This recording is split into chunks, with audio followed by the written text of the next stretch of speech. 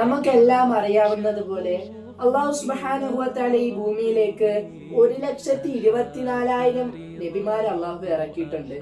എന്നാൽ അതിൽപ്പെട്ട 25 നബിമാർ അള്ളാഹു ഖുർആനിലൂടെ പരാമർശിച്ചിട്ടുണ്ട്.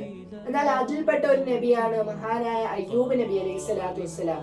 നമുക്ക് അയ്യൂബ് നബിയുടെ ജീവിത ചരിത്രം എടുത്തു നോക്കിയാൽ ക്ഷമയുടെ പാഠമാണ് അയ്യൂബ് നബി നമുക്ക് പഠിപ്പിച്ചു തരുന്നത്. അള്ളാഹു സുബ്ഹാനഹു വ തആല അയ്യൂബ് നബിക്ക് കൊടുത്ത ഒരു ദുനിയാവിൽ ഏറ്റവും വലിയ സ്ഥാനമായിരുന്നു അയ്യൂബ് നബി അലൈഹി സ്വലാത്തു വസ്സലാമിന് കൊടുത്തത്.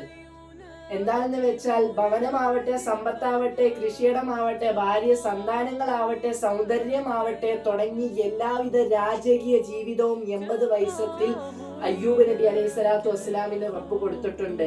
എന്നാൽ ഇതെല്ലാം കണ്ട് സഹിക്ക വയ്യാതെ ശൈത്താൻ അല്ലാഹുവിനോട് പോയി പറഞ്ഞു, റബ്ബേ, ഈ അയ്യൂബ് നിന്നെ വിളിക്കുന്ന ഒരു കാര്യമുണ്ട്. നീ ഇത്രയും കൊടുത്ത കൊണ്ടാണ് നിന്നെ അയ്യൂബ് വിളിക്കുന്നത്. നീ ഒരു പരീക്ഷണം ഇട്ട് കൊടുക്കുമോ എന്ന് ചോദിച്ചു. അള്ളാഹു എല്ലാ സമ്പത്തുകളും തിരികെ എടുത്തു, എല്ലാവിധ കാര്യങ്ങളും അള്ളാഹു തിരികെ എടുത്തു.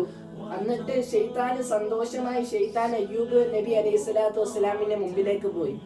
അയ്യൂബേ, നിന്റെ റബ്ബ് കാരുണ്യവാനല്ലേ?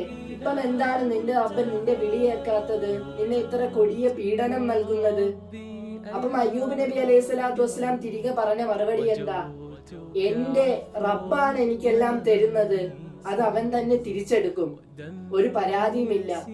ഇത് കണ്ട് ശൈത്താൻ അസൂയ തോന്നി സഹിക്ക വയ്യ. അള്ളാഹു വീണ്ടും പരീക്ഷണം ഇട്ടുകൊടുത്തു.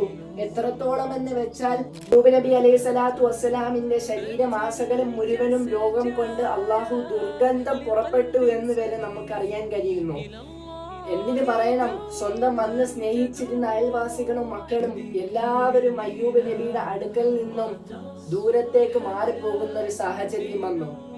ഇടാൻ വസ്ത്രം ഒന്നേ ഉള്ളായിരുന്നു, ഭാര്യ ഒരു കൂടെ ഉണ്ടായിരുന്നു.